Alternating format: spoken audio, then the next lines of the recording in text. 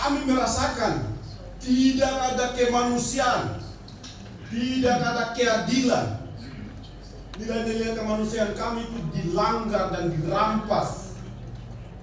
Jadi saya mau bilang bahwa bangsa ini takut sama para penguasa dan oligarki.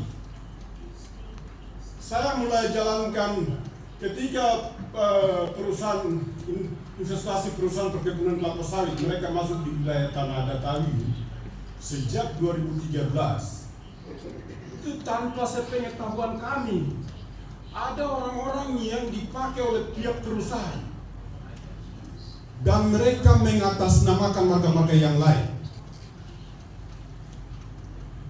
Dan di situ mereka mulai mencakup tanpa kami tidak tahu ini. Tapi mereka sudah ambil kami punya wilayah adat. Tidak tahu mereka lewat peta, lewat mana satelit atau lewat mana. Tiba-tiba peta itu sudah jadi. Itu ambil dari mana? Dong sudah cakup kami punya wilayah-wilayah.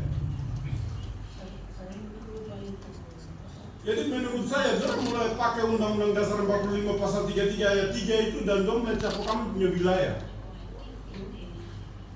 Padahal dong tidak pakai Undang-Undang Agraria yang di Pasal 3, Pasal 5 itu yang dia bilang bahwa bumi air dan hukum yang berlaku atas bumi air dan ruang angkasa ialah hukum adat. Tapi dong tidak mau kata adat. Nilai-nilai kemanusiaan kami itu dilanggar.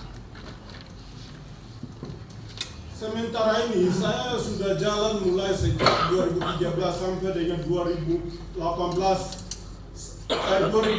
saya melakukan tanda-tanda sasi. Tanda-tanda sasi ini saya sedikit mungkin bisa memberikan penjelasan. Kenapa kami bisa melakukan? Padahal selama kami hidup itu tata batas antara marga A dengan marga B itu tete nenek leluhur yang kami itu tidak ada tanda-tanda tapi sudah ada batas-batas wilayah. Yaitu biasa pakai sungai, rawa, itu sudah antara marga A dan marga B itu jelas. Antara suku dengan suku itu jelas. Biar tidak ada tanda tapi sudah ada, sudah diatur memang.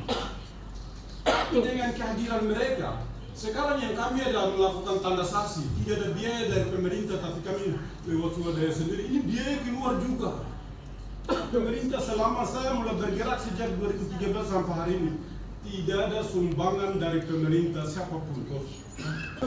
Ancaman yang mereka masuk, itu yang kami sekarang ada melakukan sejak 2016, kami melakukan sampai dengan hari ini.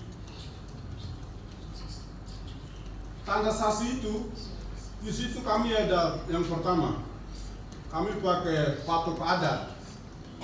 Yang kedua, kami pakai putusan Mahkamah Konstitusi nomor 35 itu tahun 2012 sebagai dasar hukum. Yang ketiga, salib suci. Yang keempat, bendera merah putih. Karena ada kita orang-orang yang bilang itu, ini mungkin bagian dari organisasi Papua Merdeka. Sedangkan kami punya, ini kami adalah satu zaman ini. Kenapa kami bisa menolak? Karena kami ada takut itu dampak-dampak lingkungan. Dampak lingkungan itu apa? Yang pertama, kami punya sejarah asal-usul leluhur itu ada tempat-tempat penting. Tanah itu dia mempunyai kelas. Jadi ada tempat-tempat penting yang mana yang tidak bisa masuk. Yang ini mau digusur. Terus kuburan-kuburan leluhur moyang kami itu semua ada di tempat adat itu. Di wilayah adat kami itu PT 7 Manara Group pertama kali. Dengan rencana areal yang dia akan kelola adalah 262.000 hektar sawit. Dan itu kami sudah berusaha dengan cara kami sendiri, kami melakukan penolakan dengan surat-surat. Tapi pemerintah ini tuli kami ada menangis di bawah ini bagaimana kami tidak menuntut apa-apa untuk pemerintah kok harus kasih kita apa-apa, tidak. Kami minta untuk kami hanya mau ingin hidup aman dan damai di atas kami punya tanah. Itu yang kami minta. Kami bukan mau hidup, kami minta sesuatu untuk apa, tapi kami mau hidup aman.